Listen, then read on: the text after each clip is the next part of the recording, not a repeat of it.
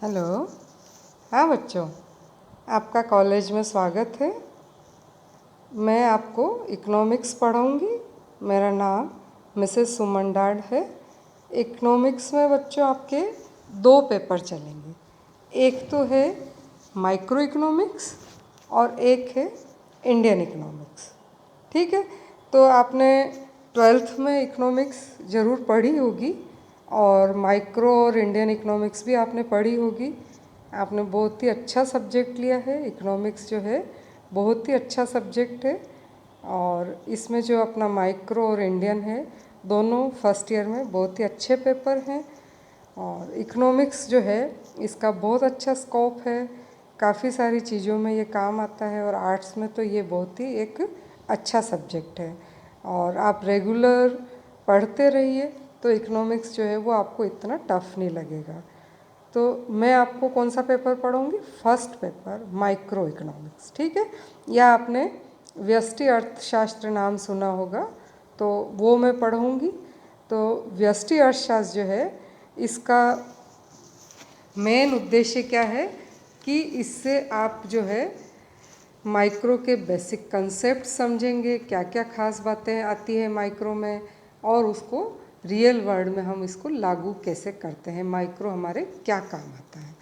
और सेकंड जो है इसका उद्देश्य क्या है कि इससे आप समझोगे कि उपभोक्ता है, उत्पादक है, वो बाज़ार में किस तरह से व्यवहार करते हैं और किसी भी वस्तु की कीमत जो है वो बाज़ार में किस तरह से निर्धारित होती है।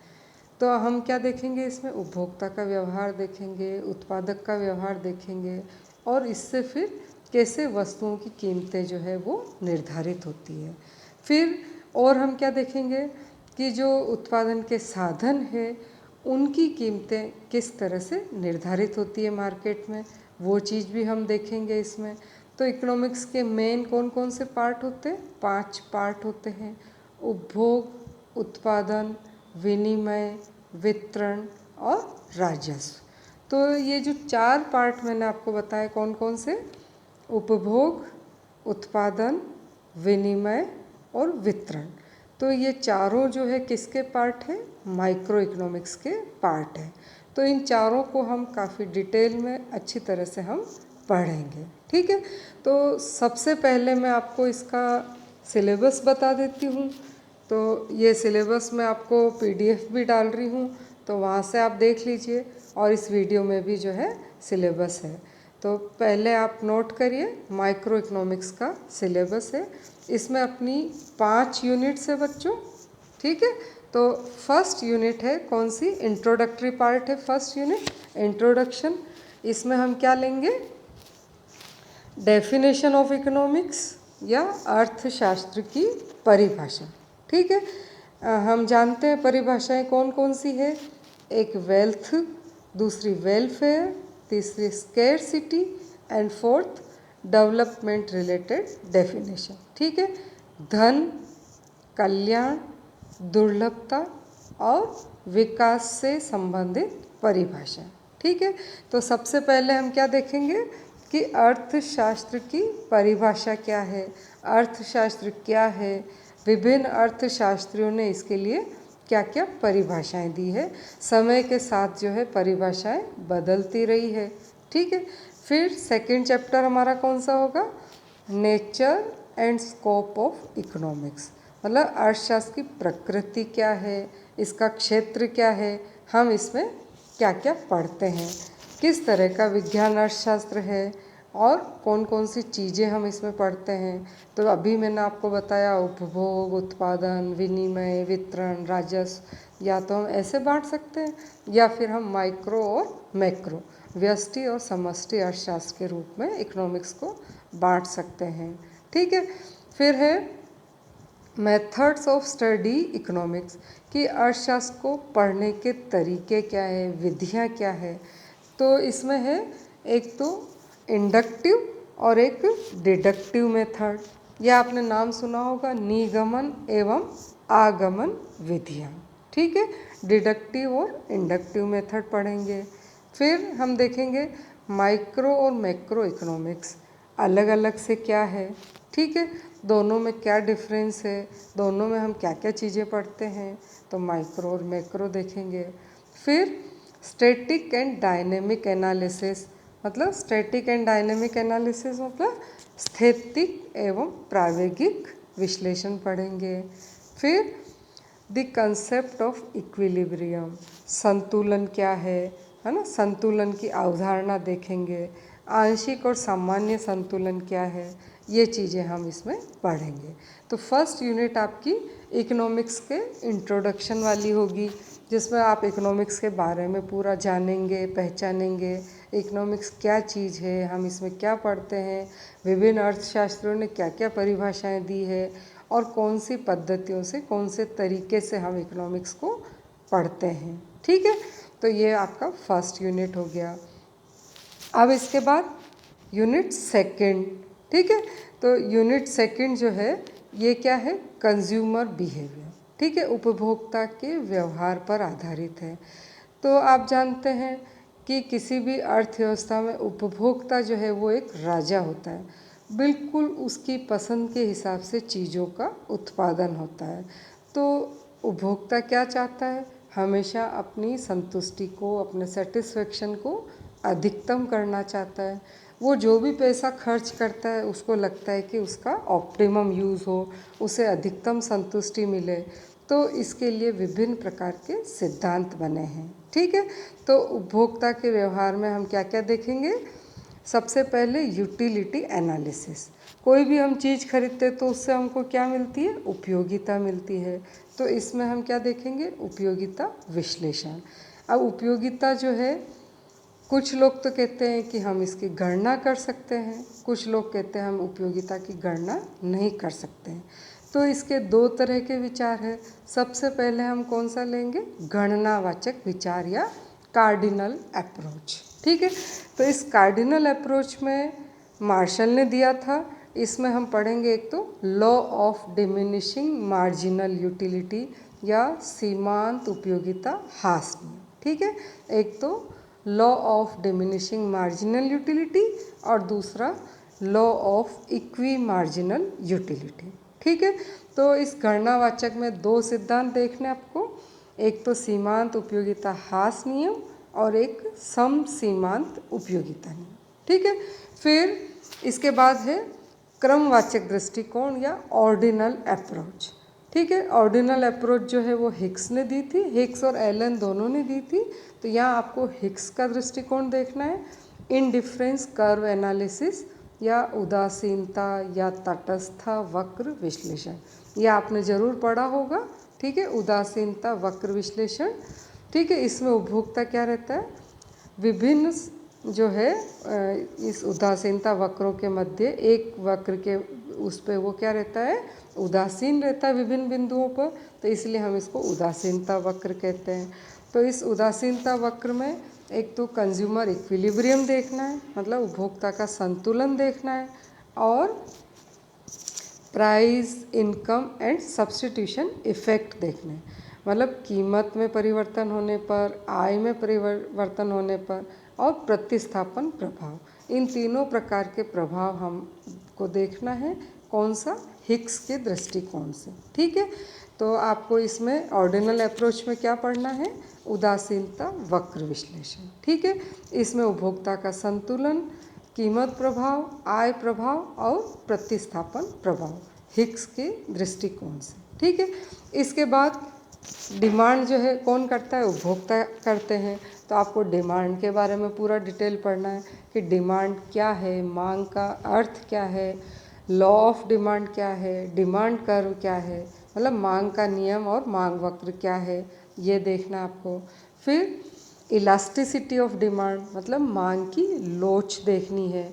अब मांग की लोच में कौन कौन सी देखनी है आपको, price income and cross elasticity, मतलब कीमत, आय एवं आड़ी लोच, तीनों प्रकार की इलास्टिसिटी देखनी है हमको।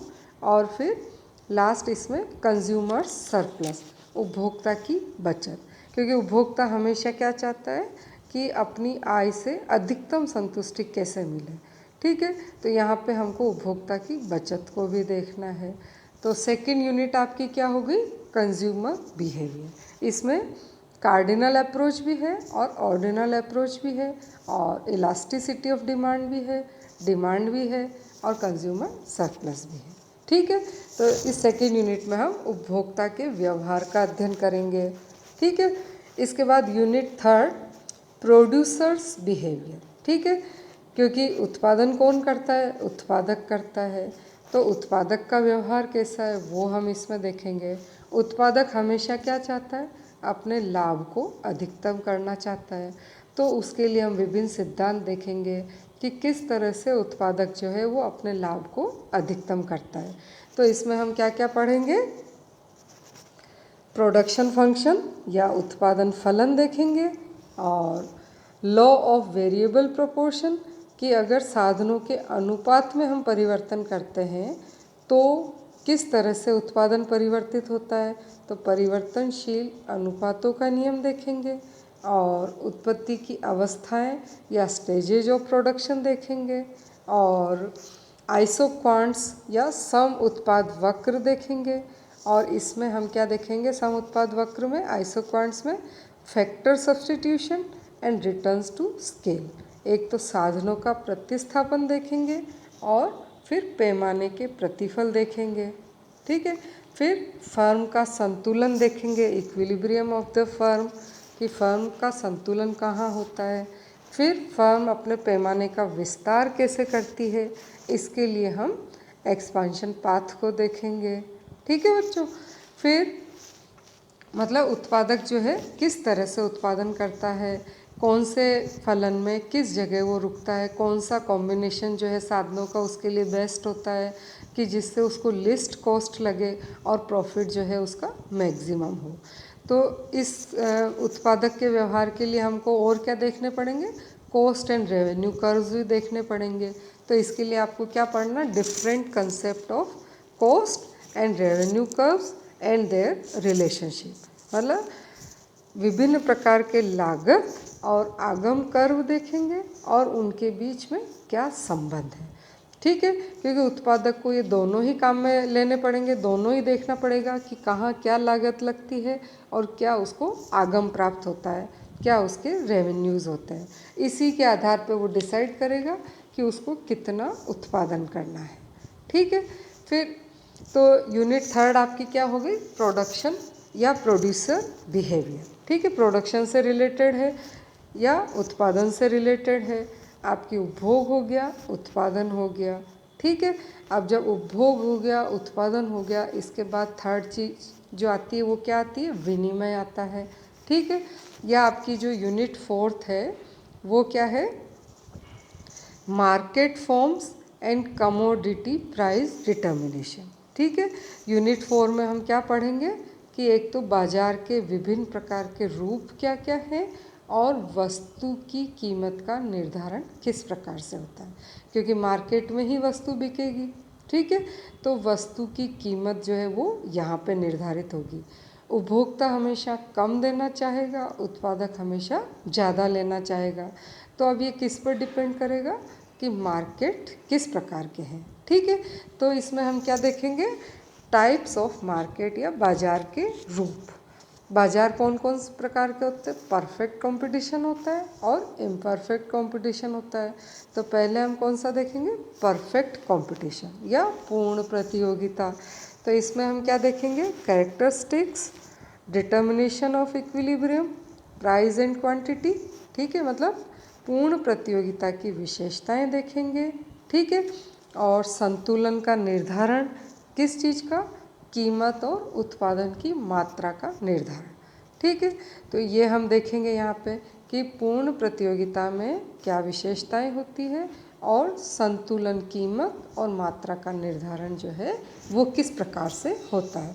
तो सबसे पहले हम परफेक्ट कंपटीशन का देखेंगे, इसके बाद देखेंगे मोनोपोली मार्केट या एकाधिकारी बाजार।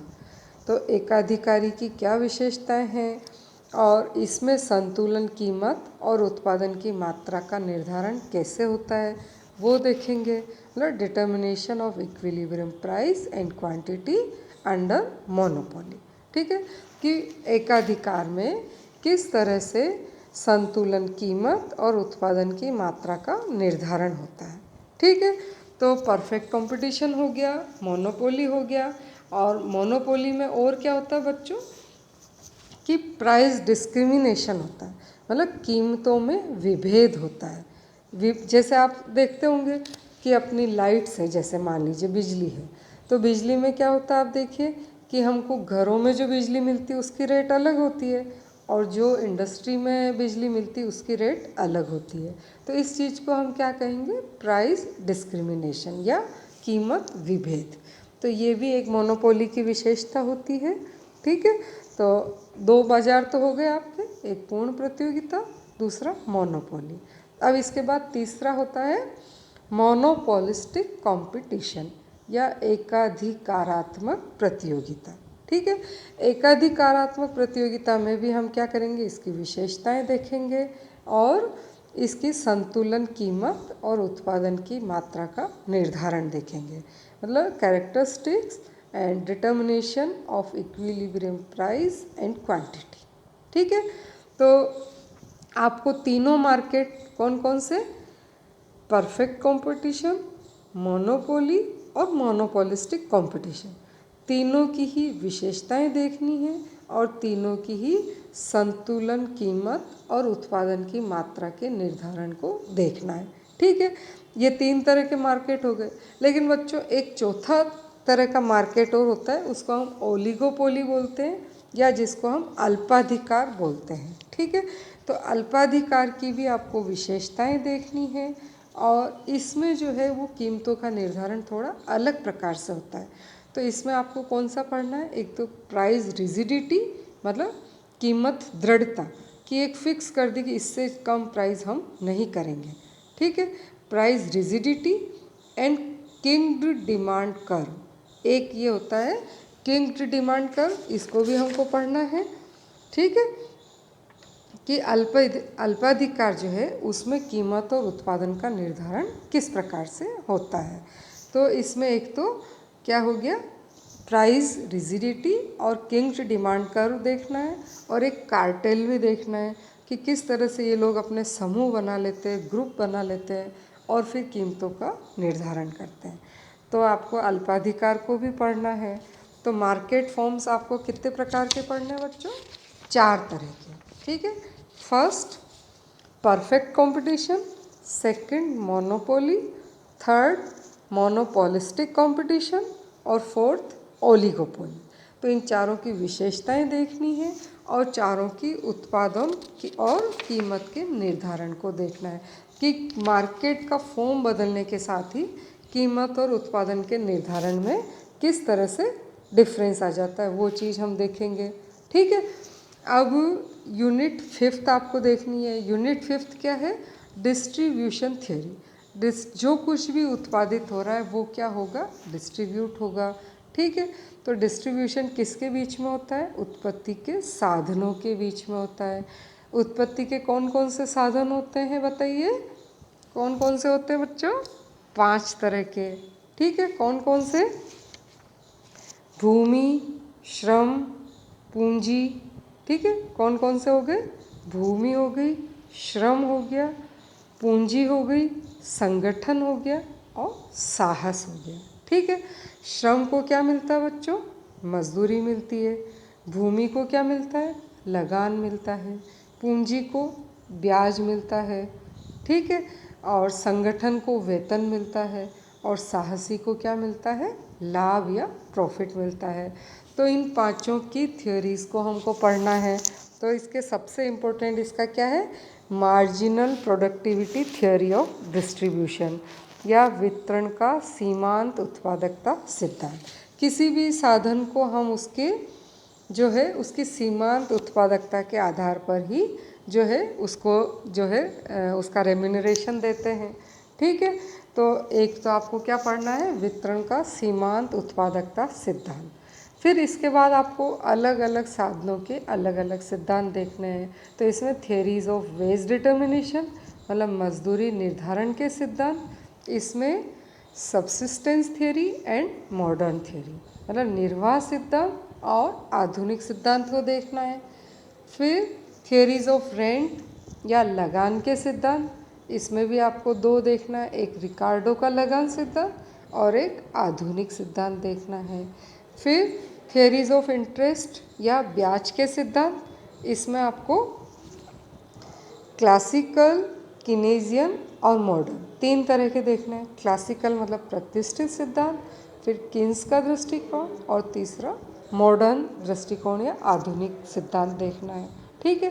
इसके बाद थियरीज ऑफ प्रॉफिट देखना है आपको, मतलब लाभ के सिद्धांत। लाभ क्यों मिलता है उसको? क्योंकि वो इनोवेशन करता है, रिस्क लेता है और अनसर्टेनिटी रहती है।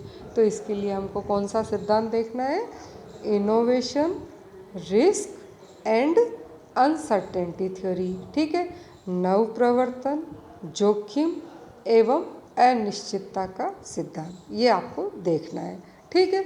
तो यूनिट 5 कौन सी हो गई आपकी? साधनों की कीमत के निर्धारण से रिलेटेड है, जिसमें हम उत्पत्ति के पांचों साधनों की कीमतों का निर्धारण किस प्रकार से होगा इस चीज़ को देखेंगे। कैसे लाभ, लगान, मजदूरी और ब्याज का निर्धारण होता है, इस चीज़ को हम इसमें देखेंगे।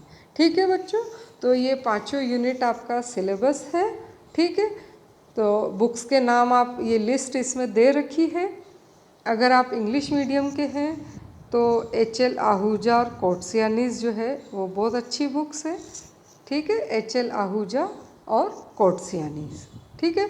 और हिंदी मीडियम के हैं तो आप एक तो HL आहूजा लिख लीजिए, एक CS बर्ला लिख लीजिए, एक ML झिंगन, मतलब फर्स्ट सेकंड थर्ड तीनों देख लीजिए आप। ठीक है। और इसके अलावा लक्ष्मी नारायण नाथुराम का की हिंदी में आती है, BL ओझा की हिंदी में आती है, एक दवे और दशोरा की आती है हिंदी में। ठीक है बच्चों, तो बहुत सारी बुक्स हैं, जो भी आपको ठीक लगे वो आप देख सकते हैं। ठीक है। तो HL आहूजा काफ़ी डिटेल है, और आप थोड़ा शॉर्ट देखना चाहें तो लक्ष्मी नारायण नाथुराम का या BL ओझा की देख सकते हैं। ठीक है। तो ये बुक्स के नाम भी मैंने आपको बता दिया, सिलेबस आपको पूरा अच्छे से बता दिया, क्या क्या चीज़ें हम इसमें पढ़ेंगे। ठीक है। तो सिलेबस अच्छी तरह देख लीजिए और बुक्स को अरेंज करने की कोशिश करिए, और मैं आपको अपने सिलेबस के हिसाब से PDF नोट्स और जो है आपको वीडियोस, ई-लेक्चर्स डालती रहूँगी। तो जो भी वीडियो आए इसको आप, अभी फर्स्ट टाइम है, एक बार आप सब्सक्राइब कर लीजिए और लाइक करिए, तो इससे आपको जो नेक्स्ट वीडियो मैं डालूँगी वो आपको अपने आप आपके पास आता रहेगा। तो इसको लाइक करना, शेयर करना और सब्सक्राइब करना ना भूलें। ठीक है। और कोई भी प्रॉब्लम हो तो आप मेरे को व्हाट्सएप पर संपर्क कर सकते हैं। ओके बच्चों, थैंक यू।